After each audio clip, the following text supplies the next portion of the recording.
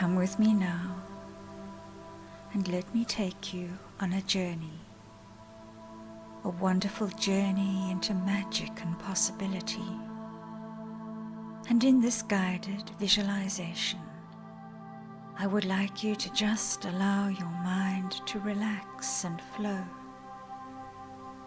There's no need to adhere to the script. This is simply meant as a guide to awaken those subtle dreams and visions within you. This visualization is best done at night because it will awaken the dream world and infuse your dreams with magic and romance. And above all, the possibility of magic, of bringing in something new, allowing your mind to dream, to fantasize. And although these guided meditations may seem like fantasies, they can be very effective in bypassing the critical ego mind, that part of your mind that keeps you fixed in stagnation, that keeps you fixed in reality. Following along with the guided imagery will open up your imagination and stimulate your creativity. And remember, the more love you are able to feel when doing these visualizations puts you into greater vibrational alignment with what you do want. The more love you feel, the better. Raising your vibrational frequency is part of the ascension process. And the ascension process is bringing you more and more into line with who you really are, and allowing you to become the authentic, remarkable being that you were born to be. And so, as we travel on this twin flame inner journey, I want you to imagine that you're standing on a seashore. It is a cloudy, misty day, one of those days where the sea becomes silvery, gleaming with metallic colors and highly reflective. And the sky above is a herald of soft, muted tones, diffused with no bright light. And you feel easy here. You're not warm or cold, and you're enjoying the sound of the gentle waves as they roll gently up onto the silvery beach. There are shells on the beach, and the sand is white and clean and powdery. This beach is fascinating in and of itself, because here you feel completely connected, completely at one with who you are. You feel as though you belong, as if you've always belonged in this distant place.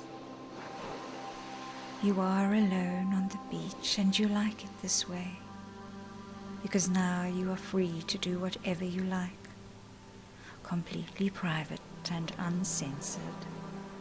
And this gives you a feeling of childlike liberation, complete freedom of heart, body and mind, when the atmosphere around you is very quiet and still, and it seems to be the place where your dreams begin, a point where all the worries and concerns of the day just slip away.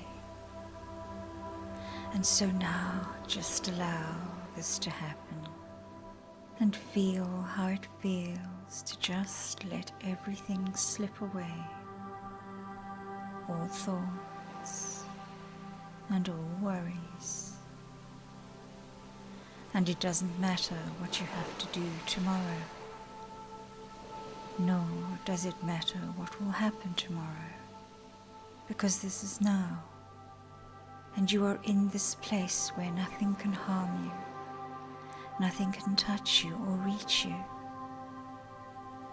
And you may want to collect some sand in your hand and let it sift softly through your fingers, and feel how that feels, to hold something with an open hand and let it fall from you, and watch it drop softly down to the beach below,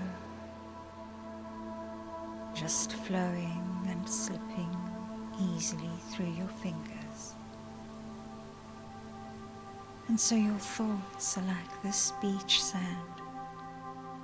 Allow them to slip through your fingers, letting them go, letting them fall and scatter where they may, and trusting that they will return to where they belong. And notice if you try to hold on the sand tightly, it still manages to escape. And so it is easier to hold your hand loosely and enjoy the feeling of release and letting go. And so it is with our hearts and love. Sometimes we try to hold on tightly to something or someone, innocently believing that we have to, that we need to, not trusting that there will always be more. That just like the water rolling, more sand onto the beach with each swell, that there will be more. That thoughts, feelings and emotions, just like people and events in your life, come and go. Just come and go. And that what is important to you tomorrow may not be so important a year from now, and perhaps forgotten about 10 years from now. And so in this place, in this wild, dreamy space, you can let go now. Just let go of all worries and thoughts and tensions. And as you do, you will begin to feel less and less aware of your physical body. And you will feel lighter and lighter. And as you begin to feel lighter and lighter, you begin to feel so nice and sleepy, so relaxed, so nice and drowsy. It is as if your mind completely disengages from your body and floods every muscle and every tendon with a heady cocktail of sublime sleep hormones. And you're feeling so good, so warm and relaxed, as you become more and more ready for the journey within. And as you were there on your silvery beach, you notice something coming towards you through the mist. Out through the mists of time and space, a gentle figure approaches. And because this is a magical place where anything and everything is possible, I want you to see that the beautiful creature approaching is a dragon. And you're not afraid, because you feel a powerful feeling of love radiating from the creature. And as you move closer, you notice that it has the most beautiful, deep eyes you have ever seen. What really touches your heart, though, is that the eyes are sad. The eyes carry loneliness. This powerful, beautiful creature is so misunderstood, so feared, that it is cast out and pushed to live out on the fringes, where it is dark and shadowy and lonely and your heart goes out to this beautiful creature and its sadness and pain. And you may want to reach out and stroke the dragon, running your hands along its neck, feeling the sensation of its skin.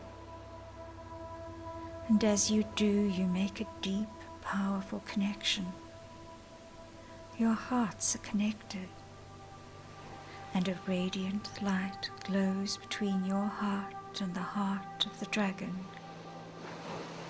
And this is a flow of pure, radiant love.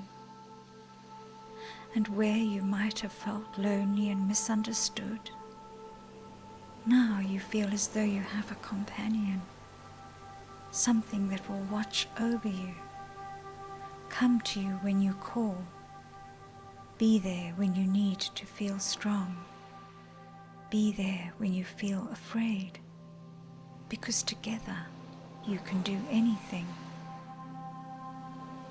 And now I would like you to climb up onto your dragon and to come on a journey which travels over the seas, over the mountains and over the valleys, a journey through time and space, a journey to a place within your own inner cosmos called Astral Island, an island far out in the middle of nowhere.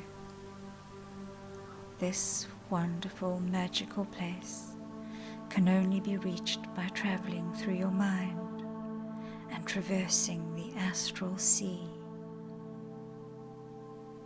And if you have traveled to Astral Island with me before, you will know that it is a very unique place, a place where anything can happen, and it is a place where you will always find the healing, the answers and the love you seek. Here on Astral Island you will explore and experience the familiar, but very often you will feel like Alice as you tumble down the rabbit hole and encounter the bizarre and nonsensical. Yet even though this is a surreal landscape, there is a part of you that so longs for this connection, to really connect into this deep, fascinating place within your own psyche. For it is a place you so rarely encounter in lucidity, but your memories are there, and all becomes warm, safe and familiar as the story unfolds, your own magical story. And so now your dragon lifts easily and gracefully from the shore, flapping its mighty wings and issuing a cry of delight, and you feel safe. It is as if your dragon has a perfect place for you to sit, and you see the beach get smaller as you rise up, higher and higher. All of your world begins to disappear as you float into a beautiful place, quiet, soothing place high up in the sky, with only the sound of the gentle flapping and gliding of the dragon's wings and its gentle breath in and out. And soon you see the island appear down below, and your dragon begins to descend, bringing you gently and softly to a field. Next to the field is a dirt road, and the road leads to a medieval-looking settlement. There are many people and interesting mythological creatures all walking along the road towards what appears to be a fairground. There are striped tents and stalls, and an air of pageantry all around. And it feels as though you walked into Camelot of old. And it's truly a fascinating place, and you feel a sense of anticipation and excitement as you pick up on the atmosphere all around you. Everyone and every creature you encounter smiles warmly and welcomely, and you feel as though you fit in, even though it's surreal and strange and you've never been here before. And so you and your dragon walk along the road towards the fair. There are many fascinating stands and stalls, some with delicious smelling pies and pastries, colourful sweets and exotic looking drinks. A tent catches your eye. It's part striped canvas and part Bedouin. It has an East and Oriental look to it as well.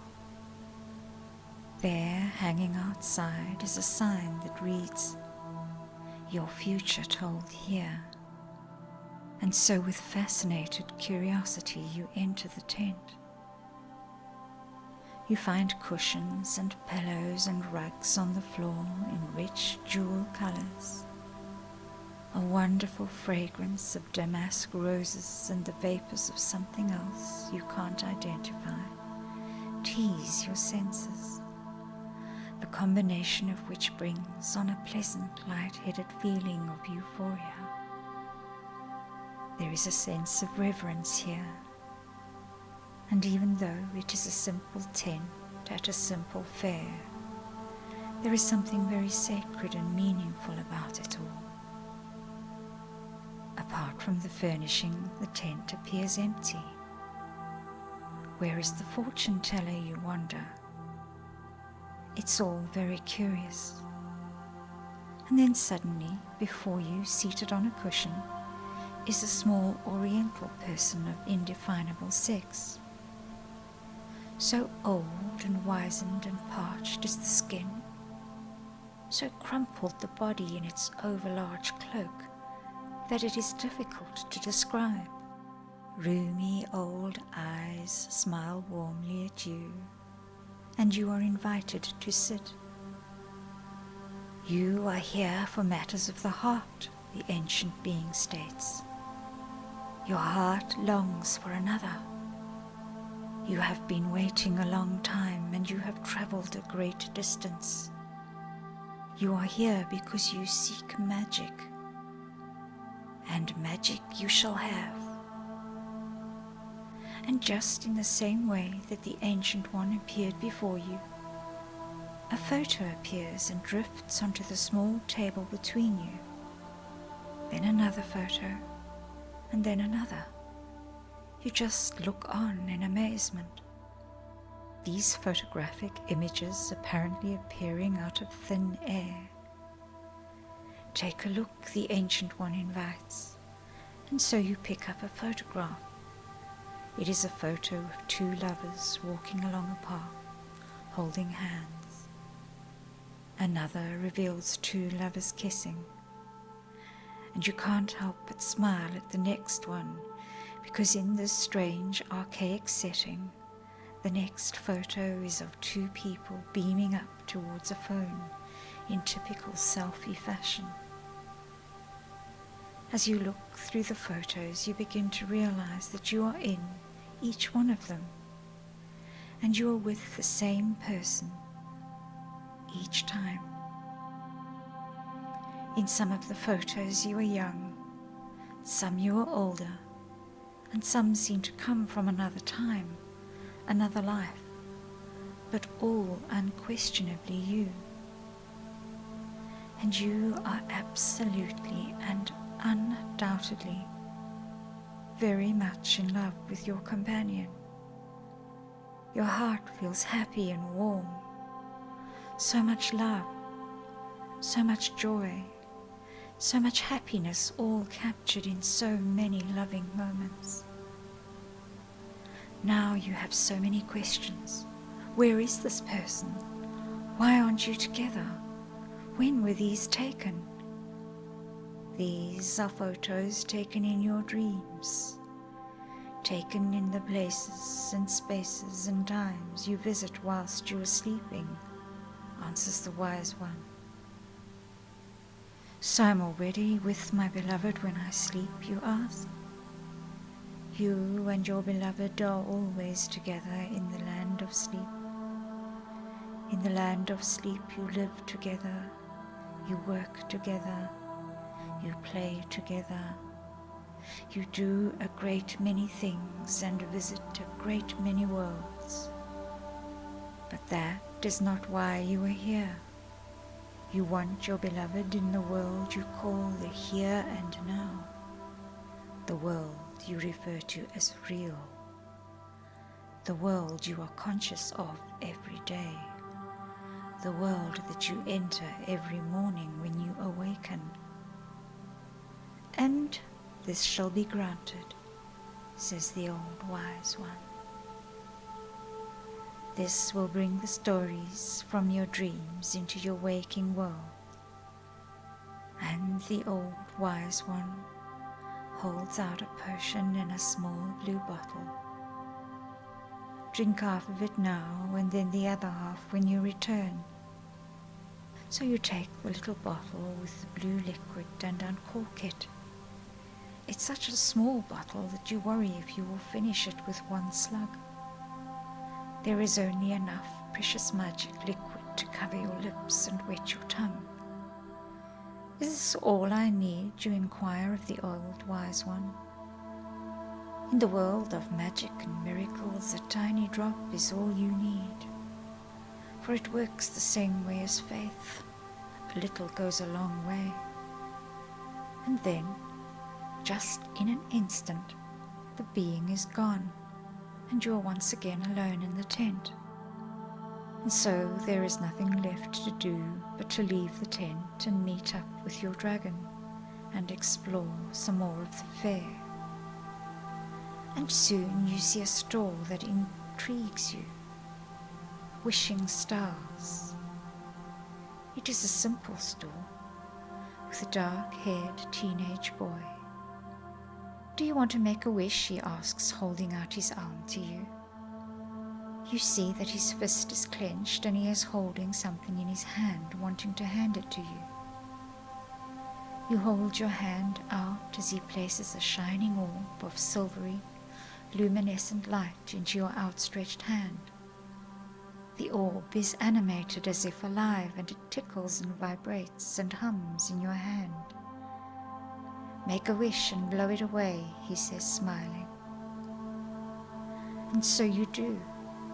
You breathe in and over, blowing it skyward, making a wish. Almost instantly the orb grows bigger and bigger, and from within the center glows a shining blue light. It shimmers with translucency and becomes bigger and bigger, like an enormous air bubble, so big that it encompasses and encloses you. And then, just as suddenly, it bursts, showering you with a cascade of tiny glittering pieces of sparkling light. There is no doubt, for you know with certainty that your wish has been heard, that your wish is coming true. And then the star shoots up into the heavens, higher and higher and higher it soars, carrying your wish with it. And soon it will settle back in the heavens from which it fell, reminding you each time you look up and into the night sky that your own magic star shines benevolently upon you, bringing you much love, happiness, abundance, and good fortune. And as you have been standing at the stall with the boy and the stars, you had not realized that someone has joined you and was standing watching you with curiosity and interest. And as your attention is drawn to them, You note that you find him or her truly fascinating. In fact, you feel an instant attraction, a magnetic pull, as if you could fall easily and naturally into a warm embrace. You smile into the beautiful face, the deep eyes, the smiling lips, and you are so close that you can feel the body heat. But it's more than just body heat. It's something else. Because the closer you draw, the better it feels, and the more you begin to tingle. And to your dismay, you find yourself blushing shyly, hoping that your amorous thoughts cannot be read.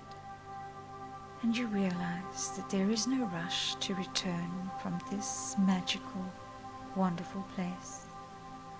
No rush to leave the company of this intriguing new friend. No need to leave this fascinating fairground right now. And you realize that you have the entire night to explore and enjoy this place. And so it is from here that you are free to love and to dream.